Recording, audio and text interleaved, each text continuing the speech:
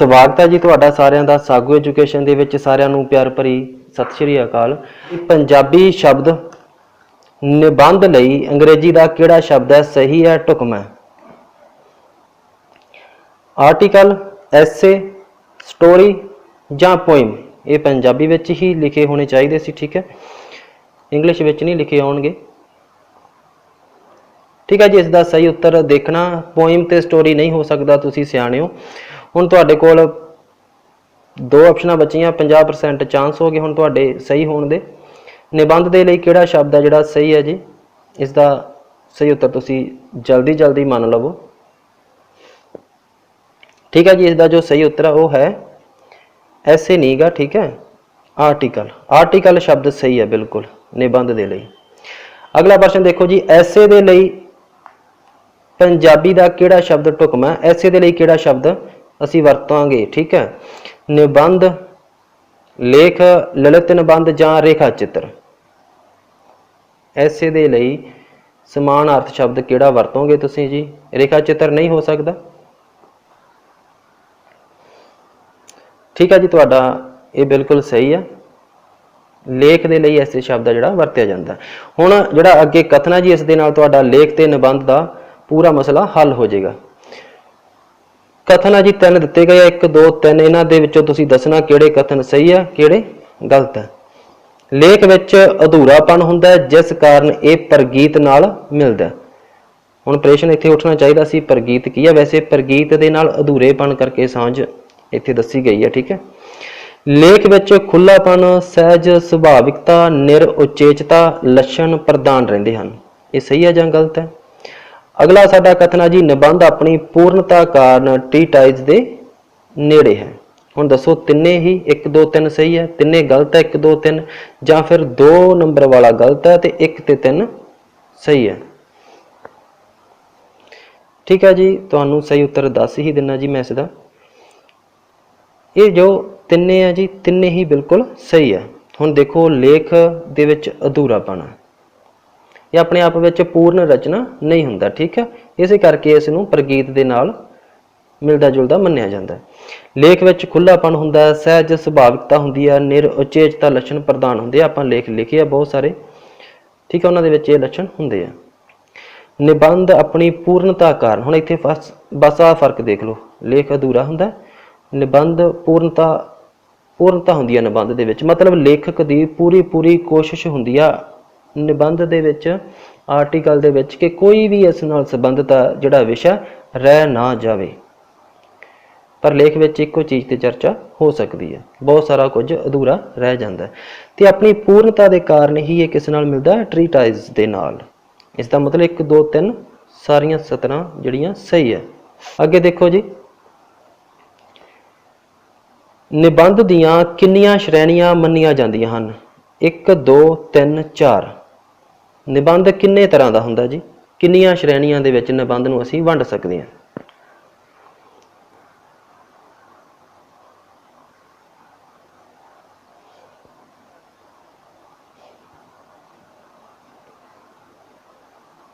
ਦੇਖਣਾ ਜੀ ਇਸ ਦਾ ਸਹੀ ਉੱਤਰ, ਠੀਕ ਹੈ, ਬਹੁਤਿਆਂ ਨੇ ਦੇਖ ਲਿਆ ਹੋਣਾ। ਨਿਬੰਧ ਹੁੰਦੇ ਆ ਜੀ 3 ਤਰ੍ਹਾਂ ਦੇ, 3 ਕਿਸਮਾਂ ਮੰਨੀਆਂ ਜਾਂਦੀਆਂ। ਬਿਆਨੀਆ ਨਿਬੰਧ, ਜਿਸ ਦੇ ਵਿੱਚ ਬਿਆਨ ਕੀਤਾ ਹੁੰਦਾ ਲੇਖਕ ਨੇ ਆਪਣੇ ਅਨੁਭਵਾਂ ਨੂੰ। ਇੱਕ ਕਥਾਤਮਕ ਨਿਬੰਧ ਹੁੰਦੀ ਹੈ ਜਿਸ ਦੇ ਵਿੱਚ ਇੱਕ ਕਥਾ ਕਹਾਣੀ ਦੀ ਤਰ੍ਹਾਂ ਹੁੰਦਾ, ਠੀਕ ਹੈ, ਨਿਬੰਧ। ਇੱਕ ਜਿਨ੍ਹਾਂ ਦੇ ਵਿੱਚ ਚਿੰਤਨ ਹੁੰਦਾ ਮਸਲਿਆਂ ਦੇ ਉੱਪਰ, ਚਿੰਤਨਾਤਮਕ ਨਿਬੰਧ। 3 ਤਰ੍ਹਾਂ ਦੇ ਹੁੰਦੇ ਆ, ਠੀਕ ਹੈ ਜੀ। ਅੱਗੇ ਦੇਖੋ, ਪੰਜਾਬੀ ਵਿੱਚ ਸੂਫੀ ਕਾਵਿ ਦਾ ਆਰੰਭ ਕਿਸ ਤੋਂ ਹੁੰਦਾ? ਇਸ ਪ੍ਰਸ਼ਨ ਨੂੰ ਧਿਆਨ ਨਾਲ ਕਰਨਾ। ਬੁੱਲੇ ਸ਼ਾਹ ਤੋਂ ਹੁੰਦਾ, ਬਾਬਾ ਫਰੀਦ ਤੋਂ, ਗੋਰਖਨਾਥ ਤੋਂ, ਜਾਂ ਫਿਰ ਸ਼ੇਖ ਬਰਮ ਤੋਂ ਹੁੰਦਾ। ਸੂਫੀ ਕਾਵਿ ਦਾ ਆਰੰਭ ਪੰਜਾਬੀ ਵਿੱਚ ਸੂਫੀ ਕਾਵਿ ਦਾ ਆਰੰਭ ਹੁੰਦਾ ਜੀ, ਠੀਕ ਹੈ, ਬਾਬਾ ਫਰੀਦ ਤੋਂ। ਅੱਗੇ ਦੇਖੋ ਜੀ, ਗੁਰੂ ਨਾਨਕ ਕਾਲ ਮਤਲਬ ਗੁਰੂ ਕਾਲ ਦਾ ਸਰਵੋਤਮ ਸੂਫੀ ਕਿਸ ਨੂੰ ਮੰਨਿਆ ਜਾਂਦਾ ਹੈ? ਬੁੱਲੇ ਸ਼ਾਹ ਨੂੰ, ਬਾਬਾ ਫਰੀਦ ਨੂੰ, ਸ਼ਾਹ ਹੁਸੈਨ ਨੂੰ, ਸੁਲਤਾਨ ਬਾਹੂ ਨੂੰ। ਇਹ ਚਾਰੇ ਹੀ ਕਵੀ ਸਰਵੋਤਮ ਹੈ।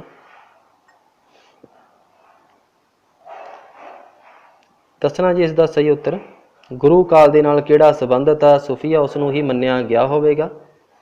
ਬਾਬਾ ਫਰੀਦ ਜੀ ਤਾਂ ਬਹੁਤ ਪਹਿਲਾਂ ਹੋਏ ਸੀ, ਸੁਲਤਾਨ ਬਾਹੂ ਬਾਅਦ 'ਚ ਹੋਏ। ਠੀਕ ਆ ਜੀ, ਇਸ ਦਾ ਸਹੀ ਉੱਤਰ ਤੁਹਾਨੂੰ ਦੱਸ ਰਿਹਾ ਜੀ, ਇਹ ਹੈ ਸਾਡੇ ਸ਼ਾਹ ਹੁਸੈਨ। ਇਹ ਯਾਦ ਰੱਖਣਾ, ਗੁਰੂ ਕਾਲ ਦੇ ਕਵੀ ਹੈ ਤੇ ਸਰਵੋਤਮ ਕਵੀ ਹੈ। ਅਗਲਾ ਹੈ ਜੀ, ਸ਼ਾਹ ਹੁਸੈਨ ਦੀਆਂ ਕਾਫੀਆਂ ਦੀ ਗਿਣਤੀ ਕਿੰਨੀ ਹੈ? 100, 117, 26 ਜਾਂ ਫਿਰ 62? 162। 26 ਵੀ ਨਹੀਂ ਹੋ ਸਕਦਾ, ਠੀਕ ਹੈ, 26 ਵੀ ਤੇ 100 ਵੀ ਨਹੀਂ ਹੋ ਸਕਦਾ। ਹੁਣ ਤੁਹਾਡੇ ਕੋਲੇ ਆਪਸ਼ਨਾਂ ਬਚਦੀਆਂ 117 ਤੇ 162।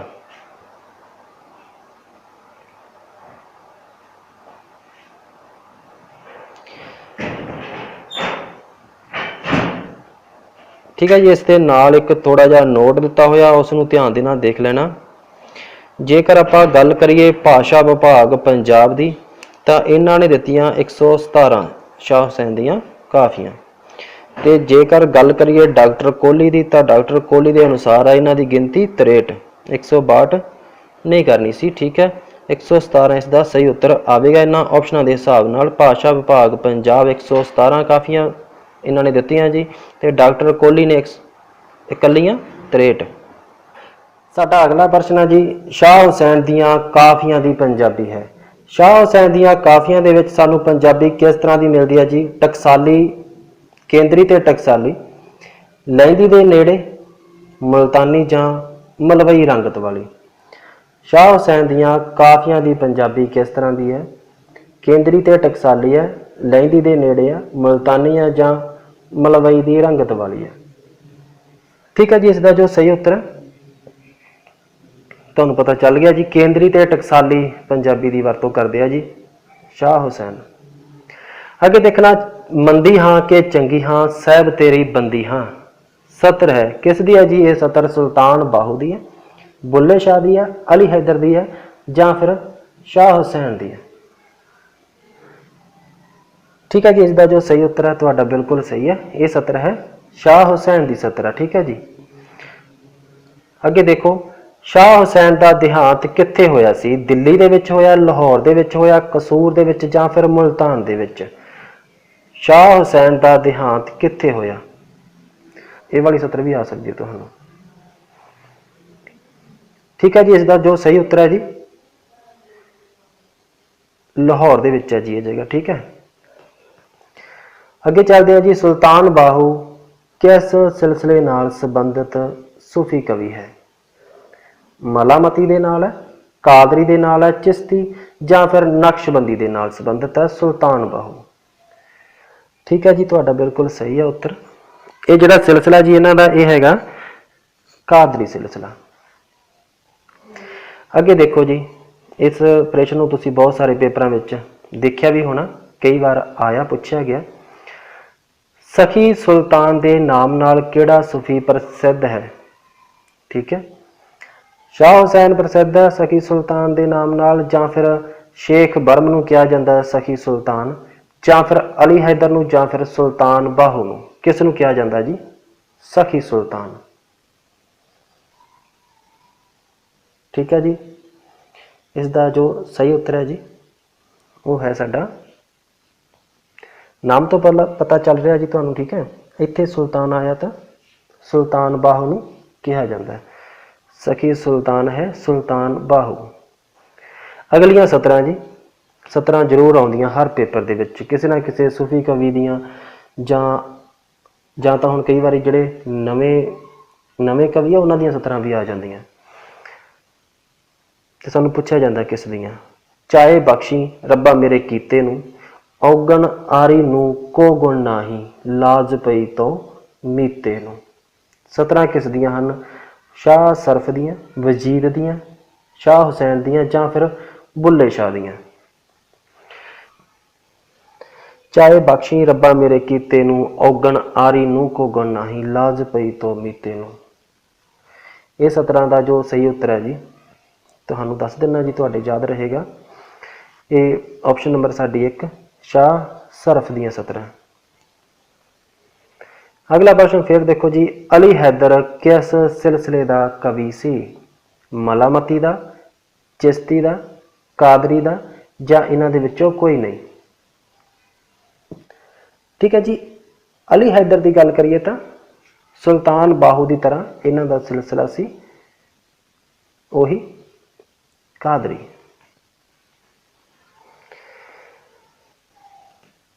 साडा अगला प्रश्न है जी, इन्हां विचों किहड़ा सूफी 18वीं सदी का नहीं? शाह हुसैन, अली हैदर, बुल्ले शाह, फर्द फरीद। किहड़ा सूफी इन्हां विचों 18वीं सदी का नहीं?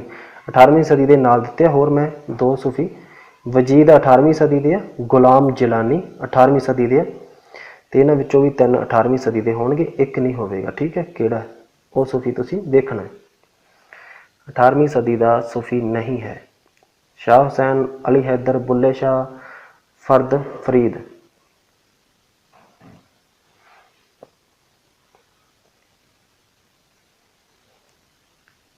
आप पिछे ही करके आए जी। ठीक है, गुरु काल का कवि करके आए, तो गुरु काल का कवि 18वीं सदी का नहीं होवेगा।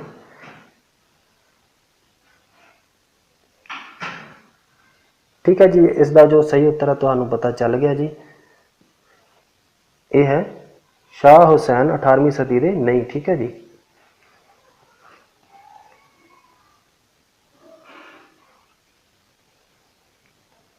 अगला प्रश्न देखो जी, गुरबाणी का प्रभाव किस सूफी कवि उपर वधेरे है? अली हैदर के उपर, बुल्ले शाह के उपर, शाह हुसैन के उपर, या फिर वजीद के उपर? किस दे उपर है जिहड़ा गुरबाणी का प्रभाव है? ठीक है जी, ये तुहाडा बिल्कुल सही जाएगा।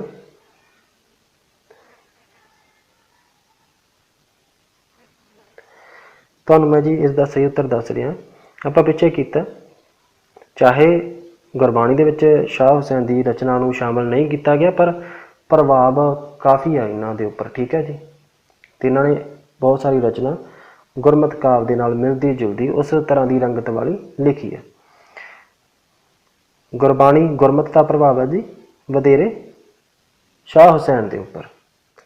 साडा अगला प्रश्न है जी, डॉक्टर लाजवंती रामा कृष्ण 18वीं सदी का आखिरी कवि किस नूं मनदा है? आखिरी सूफी कवि किस नूं मनदा जी? शाह हुसैन नूं मनदा, वजीद नूं, गुलाम फरीद नूं, या फिर हाशिम नूं मनदा? आपां गल कीती 18वीं सदी की, किहड़ा कवि है जिस नूं लाजवंती रामा कृष्ण आखिरी सूफी कवि मनदा है?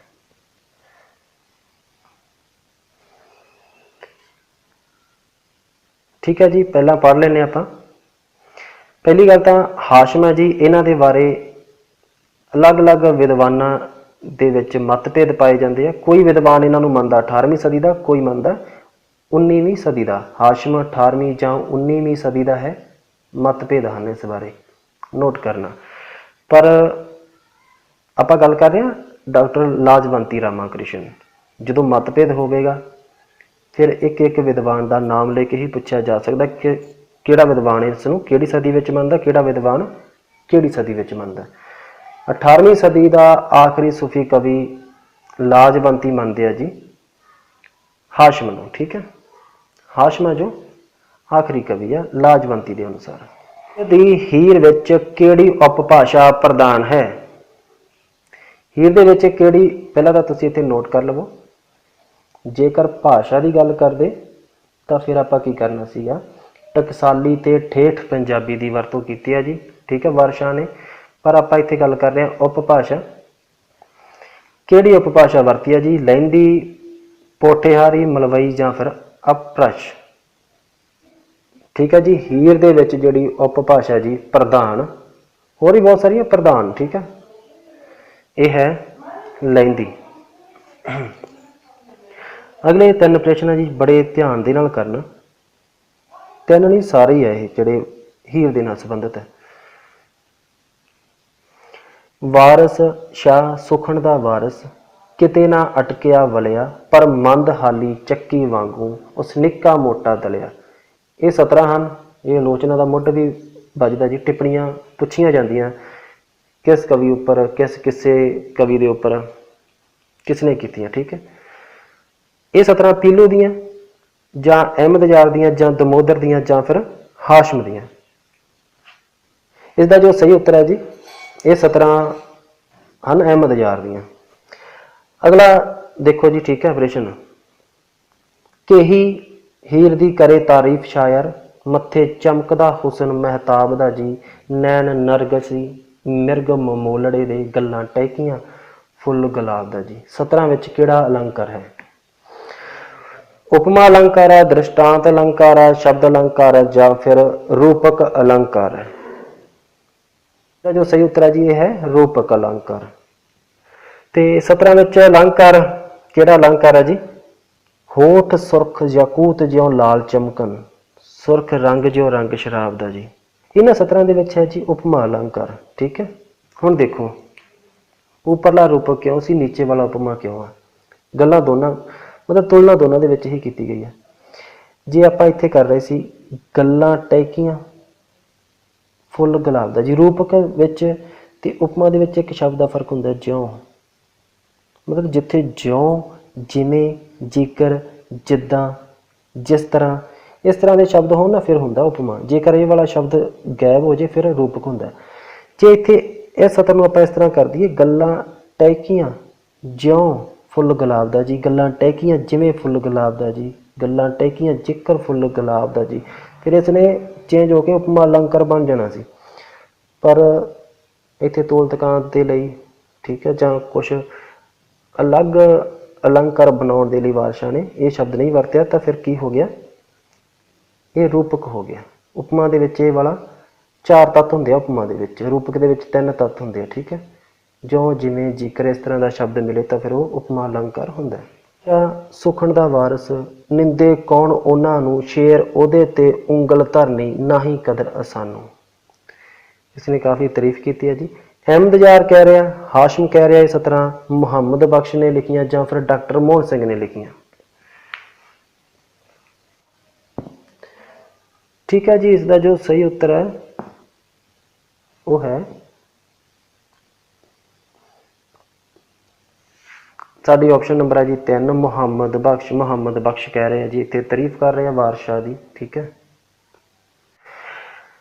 साडा अगला प्रश्न है जी, वारशाह ने अपना किस्सा कित्थे समाप्त किया? लाहौर दे विच, दिल्ली दे विच, जां मुल्तान दे मिंट गुमरी दे विच, जां फिर पेशावर दे विच कित्थे अपना किस्सा जिहड़ा समाप्त किया?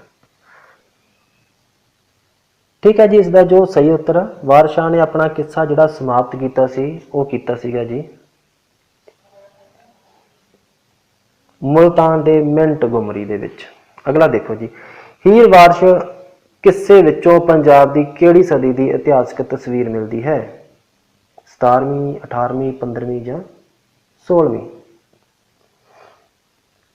ठीक है जी, इसका जो जिहड़ी सदी है ना वारशाह के किस्से की गल करिए तो नादर शाह का जिहड़ा हमला होया सी 1739 उसका भी वर्णन मिलता है।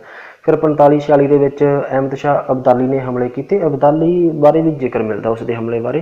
तो जो जंगीरदार प्रथा सी ते जिहड़े सिख भी सी जिहड़े सरदार बनने शुरू होए सी उसका भी वर्णन किया वारशाह ने। ठीक है जी, इसका जो सही उत्तर है वह है साडा 18वीं सदी। ठीक है जी, अगला देखो ध्यान देना, वारशाह ने किस्से विच विशेष करके किहड़ा समाज चितरिया है? पेंडू हिंदू सभ्याचार, शहरी मुस्लिम सभ्याचार, पेंडू मुस्लिम सभ्याचार, या फिर सिख सभ्याचार? ठीक है जी, इसका जो सही उत्तर है यह है पेंडू मुस्लिम सभ्याचार है जिहड़ा इसनूं चितरिया। साडा अगला प्रश्न है जी, डॉक्टर प्रेम प्रकाश अनुसार भाषा की निरुक्ति संस्कृत के किस शब्द तो हुई है? भाषा की निरुक्ति दसनी है जी, भाष शब्द तो हुई है भब्बे कन्ना सस्से दे पैर च बिंदी, जां भरा शब्द तो हुई है भब्बा पैर च रारा कन्ना, बोल शब्द तो हुई है, जां भ्रश भब्बे टिप्पी पैर च रारा सस्से बिंदी? किस शब्द तो भाषा की निरुक्ति हुई है जी? दसना इसका सही उत्तर।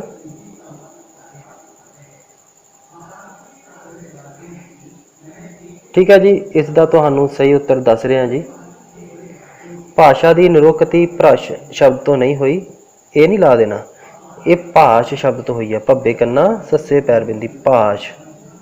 हिंदी विच भाष, ठीक है जी। उस तो निरुक्ति हुई भाषा दी, ते भाषा दे नाल जो बाद दे विच भाष दे नाल कन्ना लग्या होया, ये भी तुहानूं पुछया जा सकदा है किहड़ा लिंग है। भाषा आदि मात्रा इस्त्री लिंग है इत्थे, ठीक है, ये याद रखना, ये भी पूछा जा सकता है। अगला प्रश्न देखो जी, भाषा नूं चिन्हां दी व्यवस्था किसने कहा? ब्लूमफील्ड ने, सस्यूर ने, प्रेम प्रकाश ने, जां बलोच ते ट्रेगर ने? भाषा नूं चिन्हां दी व्यवस्था किसने कहा? ब्लूमफील्ड, सस्यूर, उड़े नाल भी लिखिया हुंदा कई बार, प्रेम प्रकाश जां बलोच ते ट्रेगर? ठीक है जी, इसका जो सही उत्तर है तुहानूं दस रहा जी मैं, साडी ऑप्शन है जी जो तुहाडा सही है 2, भाषा नूं चिन्हां दी व्यवस्था मन्निया सस्यूर ने, ठीक है जी। अगे देखो, नवीन समाज विज्ञान का पितामह किस नूं मन्निया जाता है? ये प्रश्न तुहानूं पुछया जा सकता है किसी भी पेपर के विच, इसनूं समझ लेना, याद कर लेना जेकर नहीं आउंदा तुहानूं। नवीन समाज विज्ञान का पितामह इस्माइल दुरखीम नूं कहा जाता है, जां फिर सस्यूर नूं कहा जाता है, जां फिर ब्लूमफील्ड नूं, ते चौथी ऑप्शन है तुहाडी ट्रेगर नूं। किस नूं कहा जाता है नवीन समाज विज्ञान का पितामह? तुहानूं दस रहा जी मैं, इसका सही उत्तर है साडी ऑप्शन नंबर 1, इस्माइल दुरखीम नूं कहा जाता है नवीन समाज विज्ञान का पितामह। याद रखना जी, ठीक है, भुल ना जाना। साडा अगला प्रश्न है जी, भाषा की नहीं है? की नहीं है भाषा? धुनी आत्मिक नहीं है, कमाई हुई संपत्ति नहीं है, प्रतीक आत्मिक नहीं है, या फिर सरल वर्तारा नहीं है? ठीक है जी, तुहानूं इसका सही उत्तर दस रहा जी। असल दे विच जिहड़ी भाषा ये एक गुंझलदार वर्तारा, ठीक है, तो फिर इसका की उत्तर होवेगा? सरल वर्तारा। सरल वर्तारा नहीं भाषा, ठीक है, बाकी सब कुछ है। कमाई हुई संपत्ति भी है, धुनी आत्मिक भी है, प्रतीक आत्मिक भी है। अगे देखो जी, फनीम का संकल्प किस स्कूल की पैदाइश है? फनीम का संकल्प किहड़े स्कूल ने दिता? प्राग स्कूल ने, कोपनहेगन स्कूल ने, जां मैरी ने, जां फिर ये सारे? किहड़े स्कूल की देन है फनीम का संकल्प? जो फनीम का संकल्प है जी ये दिता सानू प्राग स्कूल ने, ठीक है, ये याद रखना। आधुनिक भाषा विज्ञान का पितामह किस नूं मन्निया जाता है? आधुनिक भाषा विज्ञान का पितामह, ये प्रश्न तुहाडा गलत नहीं जाना चाहिए जी, ठीक है। फरदीना दी सस्यूर, ब्लूमफील्ड, येलम स्लेव ते विलियम जॉर्ज, किस नूं मन्निया जाता आधुनिक भाषा विज्ञान का पितामह? ठीक है जी, जो इसका सही उत्तर है जी, आधुनिक भाषा विज्ञान का पितामह मन्निया जाता है सस्यूर नूं, ठीक है, ये याद रखना। सस्यूर आधुनिक भाषा विज्ञान का पितामह। अगे देखो जी, भाषा विज्ञान का पहला पड़ाव कहा जा सकता है? भाषा विज्ञान के पहले पड़ाव दे विच तुसीं किस नूं रखोगे? व्याकरण नूं, जां फिर फिलालोजी नूं, जां फिर तुलनात्मक भाषा विज्ञान नूं, जां फिर 2 ते 3 दोवें? फिलालोजी ते तुलनात्मक भाषा विज्ञान किस नूं रखोगे भाषा विज्ञान के पहले पड़ाव दे विच? ठीक है जी, तुहानूं इसका सही उत्तर दस रहा। व्याकरण है जी जिहड़ा ये पहले पड़ाव दे विच आ जाता है। अगला प्रश्न देखो जी, भाषा नूं सूत्रबद्ध करन दी प्रक्रिया नूं की कहा जाता है? भाषा नूं सूत्रबद्ध करन दी प्रक्रिया नूं व्याकरण कहा जाता है, जां भाषा विज्ञान कहा जाता है, जां फिलालोजी, जां फिर सारे ही आ जाते हैं? ठीक है जी, भाषा नूं सूत्रबद्ध करन दी प्रक्रिया नूं कहा जाता है व्याकरण। अगला प्रश्न देखो जी, व्याकरण तो बाद दूजा पड़ाव जिसनूं कहा जाता है फिलालोजी, लहर किसने शुरू की सी? मतलब फिलालोजी इसनूं कौन लैके आया? ठीक है, व्याकरण तो बाद सस्यूर, जां FA वाट, जां ब्लूमफील्ड, जां कोई नहीं इन्हां दे विचों, ठीक है। ठीक है जी, इसका तुहानूं सही उत्तर दस रहा। व्याकरण तो बाद जो दूजा पड़ाव फिलालोजी है जी, इस नूं लैके आए सी FA वाट।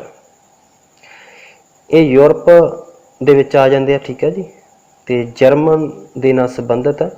1777 ईस्वी दे विच इन्हां ने लैके आंदा ये वाला फिलालोजी। फिर फिलालोजी की शुरुआत हुई। तुलनात्मक भाषा विज्ञान मतलब जिसमें क्या जाता, तुलनात्मक फिलालोजी की शुरुआत किसने की? FA वाट ने, विलियम जॉर्ज ने, सस्यूर ने, या फिर ब्लूमफील्ड ने। ठीक है जी। ये प्रश्न थोड़ा गलत भी जाएगा तो भी कोई चक्कर नहीं, पर इस तो अगला प्रश्न सही करना। इसका जो सही उत्तर है जी, इस नूं लैके आए सी विलियम जॉर्ज। तुलनात्मक फिलालोजी शुद्ध उच्चारण ते ट्रांसलेशन दा संबंध किस विज्ञान नाल है? जो शुद्ध उच्चारण उपर चर्चा करी जाती है, किसी भाषा का जोड़े शब्द उन्होंने शुद्ध उच्चारण किमें करना, उसनों ट्रांसलेट किमें करना, किस विज्ञान के नाल संबंधित है जी? ये व्याख्यात्मक दे नाल संबंधित है, ਜਾਂ ਸਰਚਨਾਤਮਕ भाषा विज्ञान के नाल संबंधित है, ਜਾਂ फिर व्यवहारिक भाषा विज्ञान के नाल संबंधित है, ਜਾਂ फिर सधारण विज्ञान के विच आ जाती है चीज़। शुद्ध उच्चारण ते ट्रांसलेशन का संबंध किस विज्ञान नाल है? विख्यात्मक, सर्चनात्मक, व्यवहारिक या सधारण?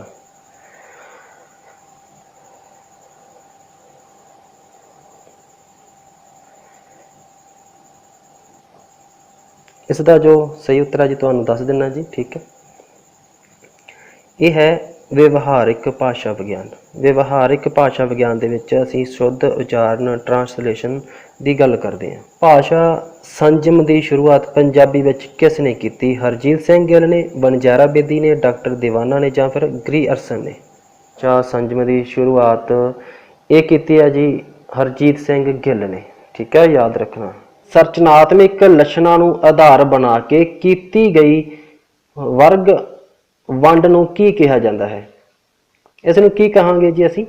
ਧੁਨੀ ਵਿਗਿਆਨ, ਭਾਸ਼ਾ ਵਿਗਿਆਨ ਮੁਦਰਨ, ਜਾਂ ਫਿਰ ਭਾਸ਼ਾ ਦੀ ਦੁਪਰਤਾ, ਜਾਂ ਫਿਰ ਫੋਨੀਮ।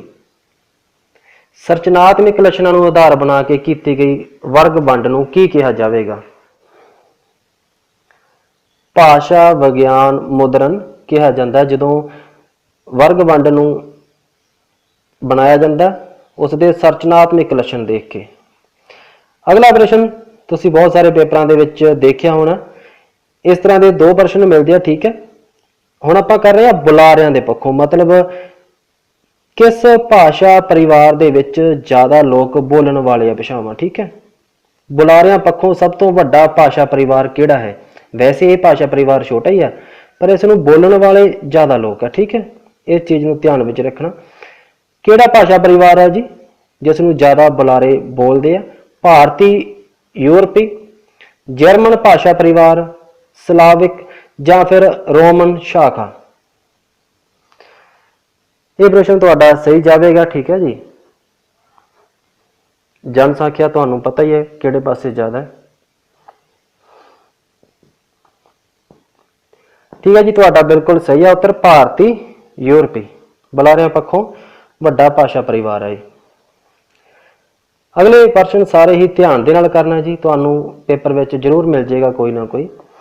द्रावड़ भाषा परिवार दीयां ज़्यादातर बोलियां किस देश विच बोलियां जांदियां हन? द्रावड़ भाषा परिवार दीयां श्रीलंका दे विच, भारत दे विच, नेपाल दे विच, जां फिर तिब्बत दे विच? भारत दे विच जी सब तो ज़्यादा द्रावड़ भाषा परिवार दीयां जिहड़ियां भाषावां बोलियां जांदियां। अगला प्रश्न देखो जी, ये गलत तुहाडा प्रश्न गया तो तुहाडी तैयारी है जिहड़ी बहुत घट है, ठीक है। आंध्रा प्रदेश विच किहड़ी बोली वधेरे बोली जाती है? बाकी राज्यों का पता चल जाता, पंजाब पंजाबी, राजस्थान राजस्थानी, आंध्रा प्रदेश ही ज़्यादा पूछा जाता। किहड़ी वधेरे बोली जाती है जी? कन्नड़, मलयालम, तामिल, या फिर तेलुगु? इसका सही उत्तर आएगा जी। अगला प्रश्न है जी पंजाबी भारतीय यूरोपी भाषा परिवार की किहड़ी शाखा नाल संबंधित है? देखो भारतीय यूरोपी भाषा परिवार इस दियां अगे शाखावां जी, उन्हां दे विचों फिर अगे उप शाखावां निकलदियां। ਉਹਨਾਂ ਦੇ ਵਿੱਚ ਵੀ ਪੁੱਛਿਆ ਜਾ ਸਕਦਾ ਅੱਗੇ, ਪਰ ਹੁਣ ਆਪਾਂ ਨੂੰ ਸਿਰਫ ਇੱਥੇ ਇਹੀ ਪੁੱਛਿਆ ਗਿਆ ਕਿ ਪੰਜਾਬੀ ਹੈ ਜਿਹੜੀ ਭਾਰਤੀ ਯੂਰਪੀ ਭਾਸ਼ਾ ਪਰਿਵਾਰ ਦੀ ਕਿਹੜੀ ਸ਼ਾਖਾ ਦੇ ਨਾਲ ਸੰਬੰਧਿਤ ਹੈ? ਇੰਡੋ ਇਰਾਨੀਅਨ, ਰੋਮਨ ਸ਼ਾਖਾ ਦੇ ਨਾਲ, ਜਰਮਨ ਪਰਿਵਾਰ ਦੇ ਨਾਲ, ਜਾਂ ਫਿਰ 2 ਤੇ 1? ਮਤਲਬ ਰੋਮਨ ਸ਼ਾਖਾ ਤੇ ਇੰਡੋ ਇਰਾਨੀਅਨ ਦੇ ਨਾਲ ਸੰਬੰਧਿਤ ਹੈ ਪੰਜਾਬੀ। ਇਹ ਭਾਰਤੀ ਯੂਰਪੀ ਭਾਸ਼ਾ ਪਰਿਵਾਰ ਹੈ, ਇਸ ਦੀਆਂ ਅੱਗੇ ਇਹ ਸ਼ਾਖਾਵਾਂ, ਠੀਕ ਹੈ, ਇਹਨਾਂ ਦੇ ਵਿੱਚੋਂ ਅੱਗੇ ਫਿਰ ਉਪ ਸ਼ਾਖਾਵਾਂ ਵੀ ਨਿਕਲਦੀਆਂ, ਠੀਕ ਹੈ ਜੀ। ਪੰਜਾਬੀ ਸੰਬੰਧਿਤ ਹੈ ਇੰਡੋ ਇਰਾਨੀਅਨ, ਤੁਹਾਡਾ ਸਹੀ ਹੈ ਜੀ। ਅੱਗੇ ਦੇਖੋ ਜੀ, ਇੰਡੋ ਇਰਾਨੀਅਨ ਨੂੰ ਅੱਗੇ ਕਿੰਨੀਆਂ ਉਪ ਸ਼ਾਖਾਵਾਂ ਦੇ ਵਿੱਚ ਵੰਡਿਆ ਗਿਆ ਹੈ? ਦੇਖੋ, ਭਾਰਤੀ ਯੂਰਪੀ ਭਾਸ਼ਾ ਪਰਿਵਾਰ ਦੀ ਸ਼ਾਖਾ ਇੰਡੋ ਇਰਾਨੀਅਨ, ਫਿਰ ਇਸ ਦੀਆਂ ਅੱਗੇ ਤੁਹਾਨੂੰ ਪੁੱਛੀਆਂ ਸ਼ਾਖਾਵਾਂ, ਇਹ ਦੱਸਣਾ ਕਿੰਨੀਆਂ, 2 ਹੈ, 3 ਹੈ, 4 ਹੈ ਜਾਂ 1 ਹੈ, ਠੀਕ ਹੈ ਜੀ। ਇਸ ਦੀਆਂ ਨਾਮ ਦੇ ਵਿੱਚ ਹੀ ਲਿਖਿਆ ਹੋਇਆ ਇੰਡੋ, ਇੱਕ ਸ਼ਾਖਾ ਇਹ ਹੋਗੀ ਤੇ ਇੱਕ ਹੋਗੀ ਇਰਾਨੀਅਨ, 2 ਹੋ ਗਈਆਂ, ਠੀਕ ਹੈ, 2 ਸ਼ਾਖਾਵਾਂ। ਇੰਡੋ ਵਾਲੀ ਸਾਈਡ ਆ ਜਾਂਦੀ ਹੈ ਪੰਜਾਬੀ, ਠੀਕ ਹੈ, ਇਰਾਨੀਅਨ ਵਾਲੀ ਸਾਈਡ ਹੋਰ ਭਾਸ਼ਾਵਾਂ ਆ ਜਾਂਦੀਆਂ ਸਾਡੀਆਂ। ਅਗਲਾ ਪ੍ਰਸ਼ਨ ਦੇਖੋ ਜੀ, ਗੁਜਰਾਤੀ ਕਿਸ ਭਾਸ਼ਾ ਪਰਿਵਾਰ ਨਾਲ ਸੰਬੰਧਿਤ ਹੈ? ਇਹ ਬਹੁਤ ਵਾਰ ਪੁੱਛਿਆ ਗਿਆ। ਇੰਡੋ ਇਰਾਨੀਅਨ, ਇੰਡੋ ਤਿब्बतियन, द्राविड़ ਭਾਸ਼ਾ ਪਰਿਵਾਰ ਜਾਂ ਫਿਰ ਯੂਰਾਲ ਅਲਤਾਈ? किस दे नाल संबंधित है जी?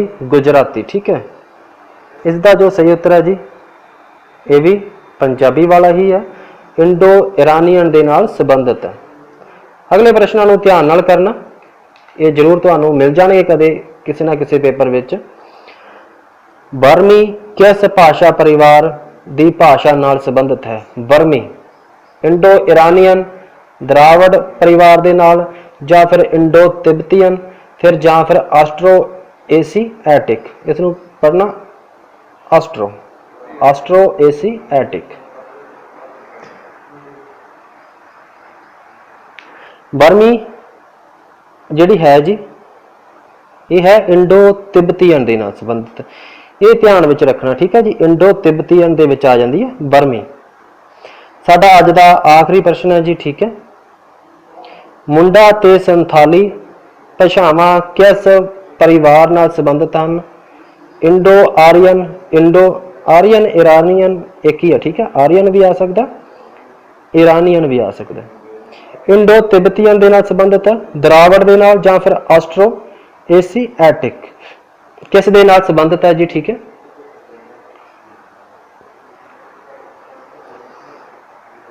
बर्मी ते मुंडा संथाली, ये याद रखना, ठीक है जी। कर लवो इसका सही उत्तर,